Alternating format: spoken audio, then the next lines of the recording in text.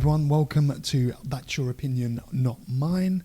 My name is Chris, and yes, we're in a new studio and we've got a fabulous guest with us. We've got Nifty. Nifty.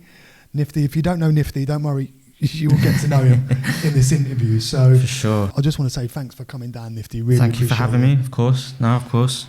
Yeah, it's great. And we're just going to go over a few things. Just before we get into the music side of things, I just want to, I like to have a personal touch with my guests. So just tell us a little bit about yourself, where you've come from, where you've been, and where you're going. Yeah, sure. So I'm Nifty OTM on Facebook, Nifty Rapper on Instagram. I've been Nifty for approximately 4 or 5 years. What can I say? I started off playing drums as a teenager. That's where my foray into music began, so to speak. I played drums until I was about 21 or 22, maybe. Mostly in heavy metal bands around the Canterbury area, and we went up to London a few times. But then, gradually the option to play drums sort of slowly managed to diminish itself. And it's a loud instrument, and you can't house it in many places. So eventually it just ended up sat in one of my rooms, and I just ended up looking at it and getting fed up with looking at it. And I was like, I still want to make music. My mate had a computer. We were walking around, hanging out a lot, listening to Eminem, and we were just like, come on, we can do this. I said to him, make beats, come on. And that's basically how we started, me and him. My late friend Edgar, we started together, and we started off as a gimmick. We had a novelty act at first, mostly because I didn't think people would take me seriously as a rapper. Why is that? Because of my image, because of having a heavy metal origin is not typical for a rapper. At first I could just say I was probably a bit nervous about it. So instead of taking it seriously, we just had a big joke about it. But eventually, I developed my character as Nifty and managed to go off on a solo route. And I've been doing that for about 4 years, I'd say. It's a bit of a contrast, isn't it? It's from very one big to contrast. another. I try to include elements of it, what I can, in the rapping. I still like to put my spin on things, as it were. Of course. I like to reflect that in the instrumentals that I use and choose from friends and things like that. I'll pick that up in the album. Yeah. But we'll speak about that obviously later on in the So I've got some dubstep influences in there. You've got some, kind of, I don't know if you know about the band Korn. It's kind of, I've put some of that sort of influence into it. Yeah, Tez does. My co-star Tez. She's in the background. Don't worry, she's still here, but she's just focusing on.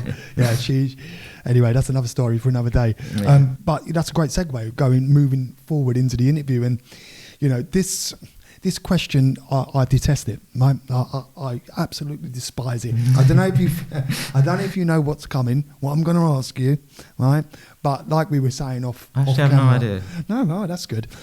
The dreaded influences question, right? Influences. Yeah. Listen, sometimes, I really don't like to ask these questions. Oh, who your influences is a bit poncy, so to speak. But, it has to be asked. So who are they? It gives everyone a good idea of where I've come from and how I managed to go off on this drastic tangent from heavy metal. Well, like I said, I started off listening to bands like Korn and Slipknot, and some of them have elements of rapping in their songs. What really brought my attention was, like I say, we started off listening to Eminem, but the local artist for my area, Mike Righteous, he was a big influence on me at the start, massive influence, because he had a certain aggressiveness, which is the kind of, what do you call it, the feel. It's reminiscent of heavy metal. It's very aggressive music. It gets a lot of energy out and powerful. Yeah. You got a hit on the shelf, man. Let me get my hands dirty. I'm just killing myself. It makes you feel like, oh, right, it's like hitting a punching bag without actually having to get up. And his voice, the way he committed himself to his tracks, he was, you could tell he had a lot to get off his chest. And I felt the same way at the time. It's like, I've been sat on myself too long. I want to say something as well. But Mike Righteous is a big, heavy influence of mine. Then I graduated to more of the UK scene, like Akala, Loki. One of my big favourites is a duo called Brotherhood. There's Maxter as well. I really like Maxter. He's an artist from Southeast London, I think. But yeah, that's my influences, I'd say, summed up. Excellent. Do you think local artists like yourself get a raw deal sometimes? And what stops the progression of artists moving forward? What is the main crux of it? Because I see it a lot, because obviously I'm in the industry in a light way, but I do see a lot, because I deal with artists every day near enough. And so what do you find is sort of maybe a barrier to moving forward? Geography is a big part of it. Geography, I'd say, is you come from a small seaside town. There's not many platforms within that town. You have to reach out to places such as yourself, Canterbury, to start small and try and branch out. But at the end of the day, you are still stuck in that seaside town, because you're not necessarily earning a lot from it. It's hard to make music when you're not making money off it, because you've got to find the time to make money and then find that same time to put into music. But you've also got to put the money into music. So it's money, geography, and I'd also say there is a bit of sort of unhealthy competition sometimes involved. Yes. I mean, I say sometimes, I say it's good. That's a good barrier. It's one of the biggest barriers I've come across is unhealthy competition of people wanting to ride off the back of you, or wanting to change what you do because they see potential in it, but they want it to be done to their specifications. It gets very complicated. It's a bit of a rabbit hole, but I'd say there's quite a few factors, but those are the main ones that I've faced personally. That's insightful. Thanks for that. Really appreciate that. And I like to have good relationships with everyone I deal with. Oh yeah, don't we all? And sometimes it's difficult, but as long as we can, be integral and live in integrity, and be true to ourselves, then, sometimes that helps. But moving on to the album, Now I'm Alone. How did the album come about? And give me a bit of a backstory of the album, if you don't mind, mate. Yeah. So this is another rabbit hole. So at the time of its conception, the thought of it, the tracks, I believe all of the tracks had already been written and they were just sat somewhere. It came about not long after my friend Edgar passed away. He was, like I say, the guy that I got started with. He was the guy that provided me most of my beats for the first few years of my career. But so after he passed... Sorry about that, by the way. Yeah, must have been a painful... It was difficult. Of course. But yeah, after he passed, it's not my first friend till I've gone that way, and it certainly felt like in a position where I was alone.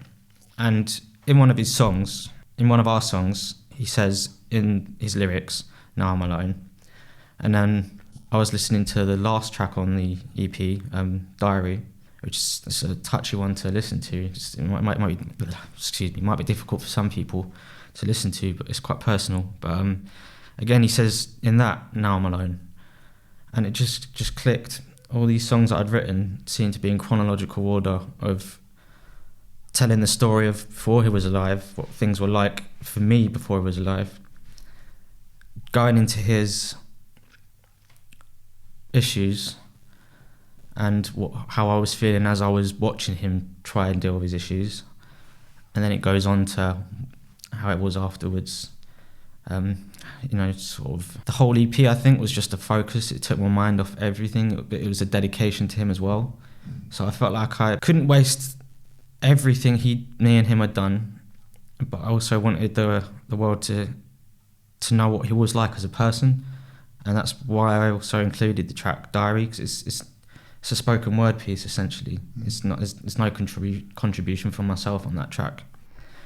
The whole EP was to distract myself, but also give something back to him and put something out in his memory.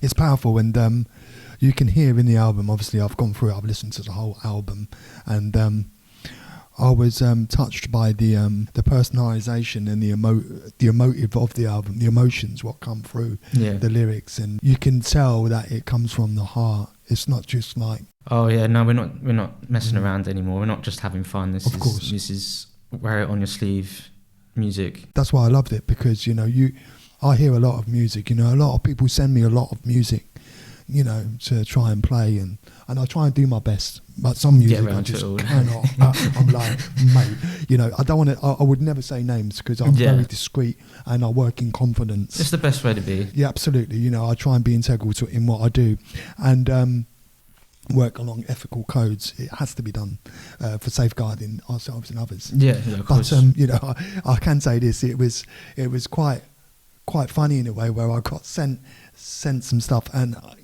I'm sure it was recorded on a child's keyboard and an iPhone 4 or something. Well, we never had any fancy recording studios. Absolutely, everything you hear on that in that EP has been either recorded in someone's living room or in a bedroom.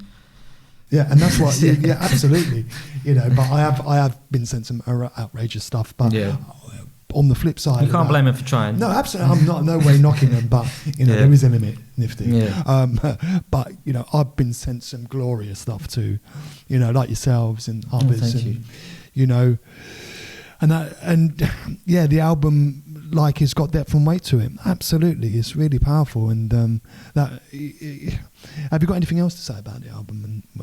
Not really. I mean, there's not a lot to say more on it. It was a kind of an outburst thing. I didn't have much plan. I've always wanted to do my own EP, but there's always something's thrown a spanner in the works. Something's gone wrong here, there, everywhere.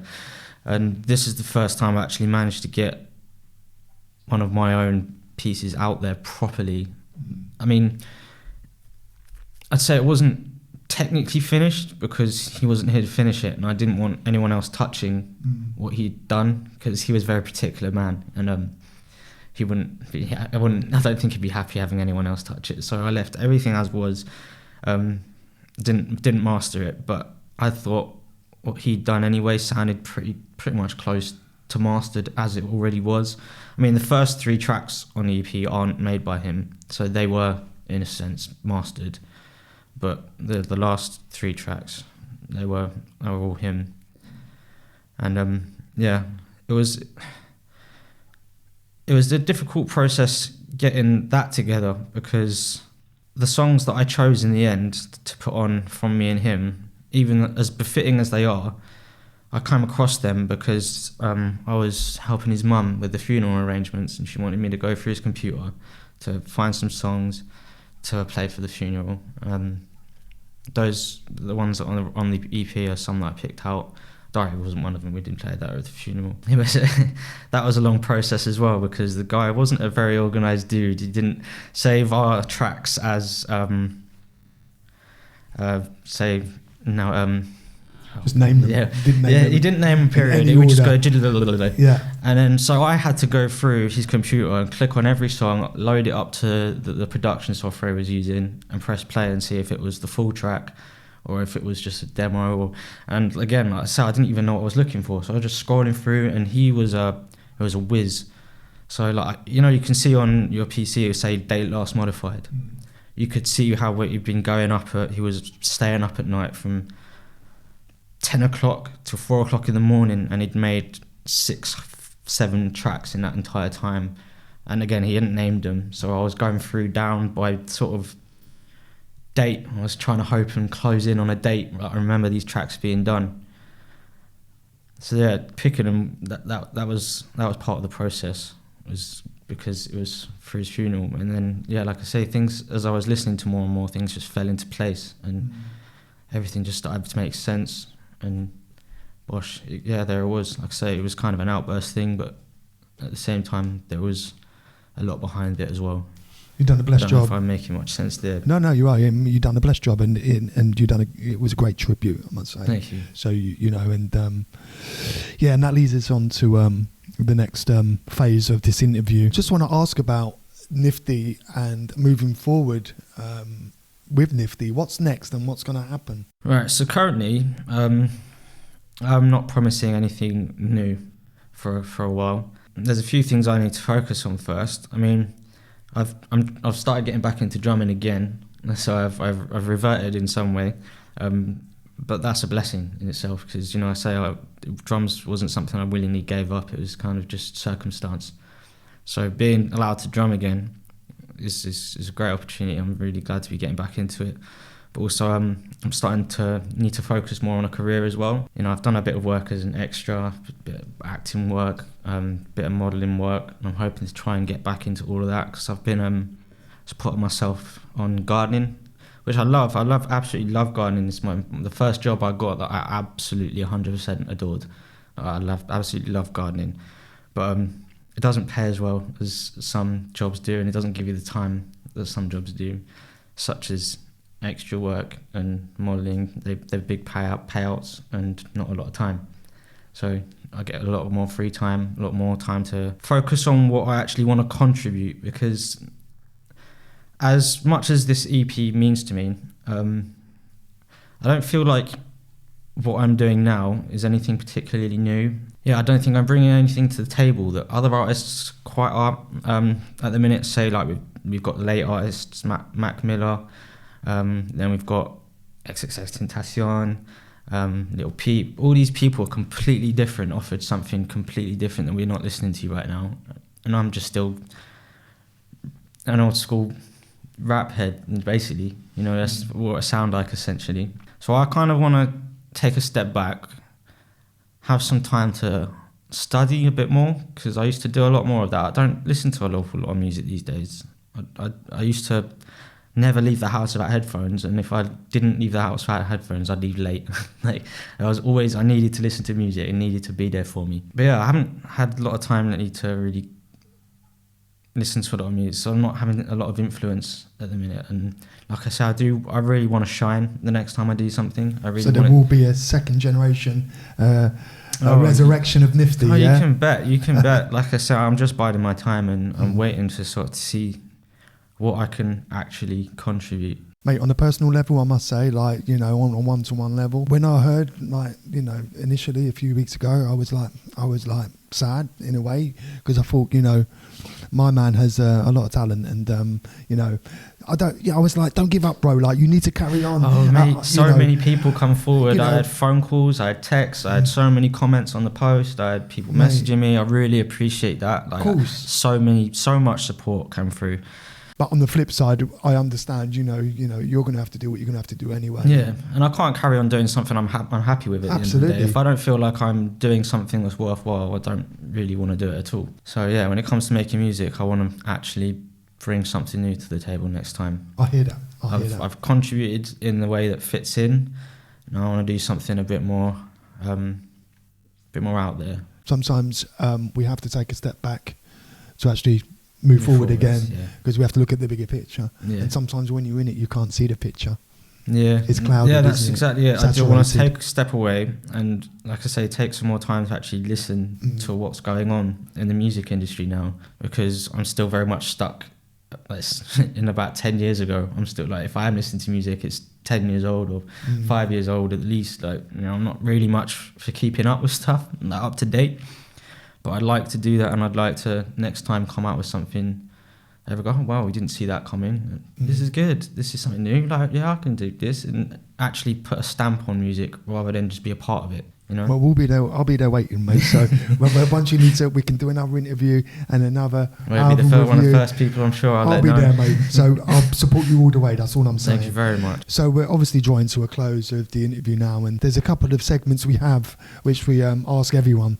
It's a new one, so this is trial and error. Okay. But we've got seriously silly question time, which I love, and that is, I'm going to put you on the spot. What's the dumbest thing you've ever done? The dumbest thing I ever done? Yep. Choose music as a career. Okay.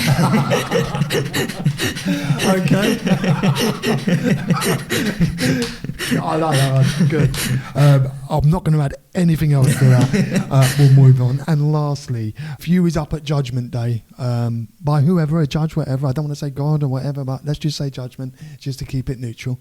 And what would be the overall judgment of yourself, you think? What would be the judgment of Nifty? Or you as a person, Harvey?